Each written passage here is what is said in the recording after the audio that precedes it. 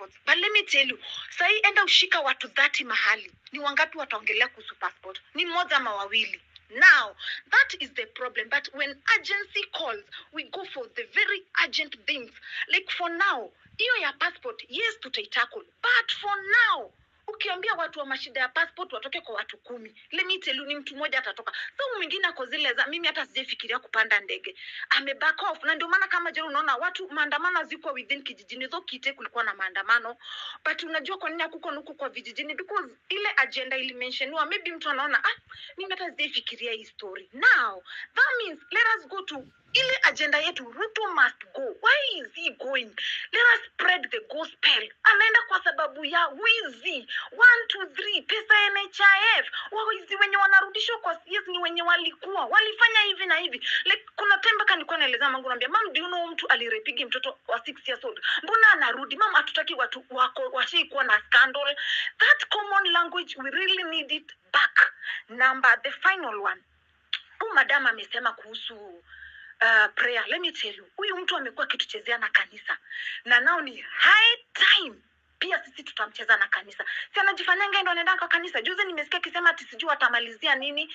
Nikajiambia, so sisi tunasema pesa zikuwe zinapelekwa kwa makanisa, yeye ndo wa kwanza tunakurudisha that thing. So mtu anatubeba, nyinyi hamjui secret ya kanisa. Hamjui Kenya over 80% they believe in Christ. So nyinyi hamjui nitaenda huku kwa mashinani na nitatumia ile lugha. So what are we going to do? We said we are leaderless.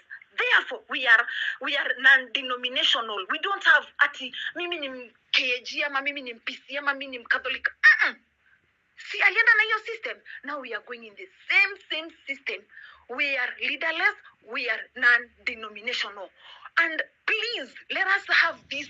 Kabisa, please, me, I'm requesting you when you mko na platform kabisa. Sisi hatunile platform kubwa sana. Please, let us spread this. We need an international prayer day. Huyu mtu lazima tumfinye. Sina tuonesha kanisa, na sisi tunajua Mungu kumliko. We really need, kama ni place, we know the major towns. Let us say major towns zenye watu watameet. If it is that, na tukienda hapo, let us have specific people when you are to lead prayers. Na hii ni kumlenga. We don't want corruption in Kenya. Lord, we said we have purity. If this person is impure, 1, 2, 3 zenye tunajua tunalenga kabisa. By the time tunatoka hapo, hata ule mama wa kijiji atakuwa ameshafikiwa. By the way, do you know hii movement yenye tunaisema? And I really want us agency tuitwe sana. Let us involve now everybody. We want to see it's a movement in Kenya. Hadi ule shoshoko ushago ajue watoto wanasema kitu moja, wanataka ukweli, wanataka kitu, kwa sababu mtu aliniuliza, my aunt really called me jana, kaniuliza, Lucy, now if mnasema ati do you think these people watu wanajua Mungu? Nikwambia auntie, mtu mwenye anasema anataka non-corrupted, mtu mwenye anasema anataka accountability, mtu mwenye anasema anataka truth, mtu mwenye anasema hataki ubaguzi, like mtu andiko kulingana na qualification, and hizi si biblical principle, akaniambia by then biblical. So that means points zetu ziko so much aligned. If he thinks he's a Christian, we are Christian more than him, and these are the things that we are going to put on the ground. Let me summarize and don't cut watu wengine space. Have a good day. Thank you. Asante sana. Just mute, please. Thank you. Abdul Rahim, then Abaya. Tafadhali. Okay. 3 minutes, please. I hate to stop people from speaking. I will try my best to confine myself in the given time. Good morning, everyone, patriots, and good morning to the host and co-host. I want to start by first expressing my gratitude for the platform you've given us, and not just today, for throughout our struggle. Your platform has given us a voice where we could front our change, to express our dreams and aspirations, and even our frustrations for the change we desire and the reforms that we want our country to have. This is the highest act of patriotism. In Islam, my deen, we are told the highest form of jihad. Jihad is giving yourself to a struggle in a cause for truth for justice. So we are told, our holy prophet Muhammad, may peace and blessings be upon him, on his last day, he said, there's a narration in which he said, the highest form of jihad is speaking truth to power. Why is he calling it the highest form of jihad? It is because there is a chance that when you speak truth to power, it's going to be uncomfortable. And when it is uncomfortable to them, they are going to come back to you violently as they are doing. And so giving your platforms to us, being a voice of change, together with Kimuzi. I've seen Brother Ndego and Chiru, he's been very active. I've listened to him severally in so many platforms. There is Sister Madge, there is Brother Amerix, there is Cyprian Nyakundi, there is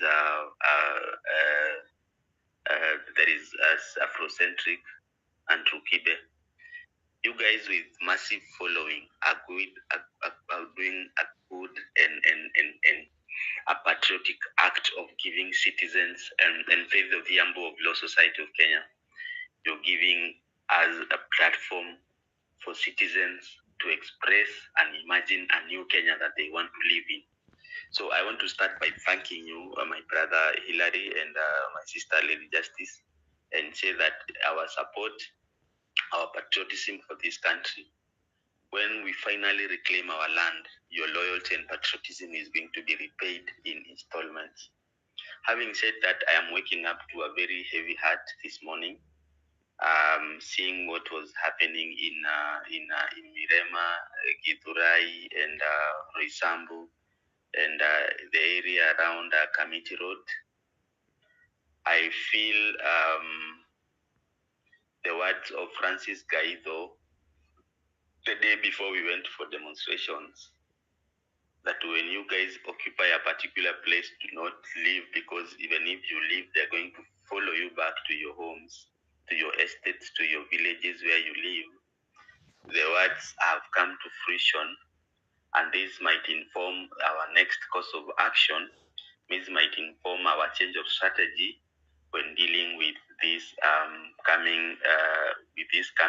the coming weeks that we want to re-strategize for the movement and for the struggle and for liberation of our country. Lest you forget, we are living under very ordinary circumstances. These are called extraordinary circumstances, and hence they require radical and extraordinary stance and actions and voices and activities that are going to ensure that we speak this the language in the best way these people understand. Why am I saying this? William Ruto has eroded the slightest chance he had to be listened by us and to be engaged by us. And we are convinced beyond reasonable doubt that anything that has been said against him and any justification that we wanted to ensure that he is coming to us with bloody hands, and he is coming to meet us from a point of lack of clean hands, and hence we cannot sit for equity and justice with him. We are convinced beyond doubt that it is justified when we say Ruto must go, because he came to us saying he's going to create employment for youth, he's going to lift Mama Mboga, vijana wa boda boda will get jobs, he is going to abolish extrajudicial killing and abductions that were common in the previous regime. He rode on a wave of fame that he was saying these taxes are overburdening the Kenyans, and he's going to remove the taxes. Little did we know that he was coming to use extrajudicial killing to silence our practice of democracy and the exercise of Article 37 of peaceably and unarmed to present petitions to public authorities.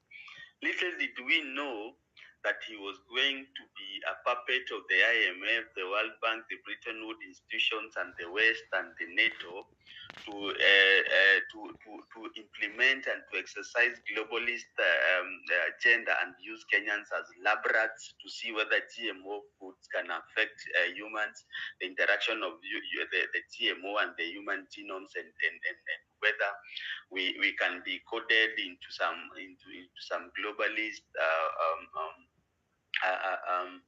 guinea pigs that can have microchips and some digital ID and some digital coded digits that they want to install in our smart IDs and all this. Little did we know that he's going to follow them to overtax us so that he increases university fees, so that it's only kids for the rich that can access university education. Little did we know that he was going to the only employment and opportunities, or he was going to give the boda guys, were for them to disrupt peaceful protesters in a democracy. And we know that civil society organizations, independent judiciaries, and the people participation are key pillars of a democracy. What am I trying to say, ladies and gentlemen? I am trying to say that it is untenable for us to be led by one William Samoei Arap Ruto, because he has eroded our trust that we had with him. He has taken away the social contract we had with him, because by definition, social contract theory states that we as citizens are going to obey and are going to pay taxes and are going to submit our sovereignty to the government, and in turn the government is going to defend us. The government is going to provide basic services, healthcare, education, protect rule of law, and ensure that we have a dignified life. But what is happening, ladies and gentlemen? We are living as pigs. We are living like dogs. We are being killed like rats. We are being targeted for voicing our concerns and saying that this runaway corruption is not giving us a fair shot at life. We are not able to get a fair merit-based public appointments, because it's only those people close to power that are getting appointed. So, ladies and gentlemen, we are very clear when we are saying we need reforms in our country. We are very sure of our mind, or whatever we're saying, we need reforms in our country, because it is only reforms and cleansing of the system that a poor child will get education up to the highest level that they desire. It is the only chance that a poor person is going to get public appointments, no matter which tribe, no matter which family, no matter which community, which region of Kenya they are going to get. So our reforms, I want to end by saying this. Our reforms are inevitable. We will attain our reforms. We will achieve our goals. And we will ensure that we get to where we are.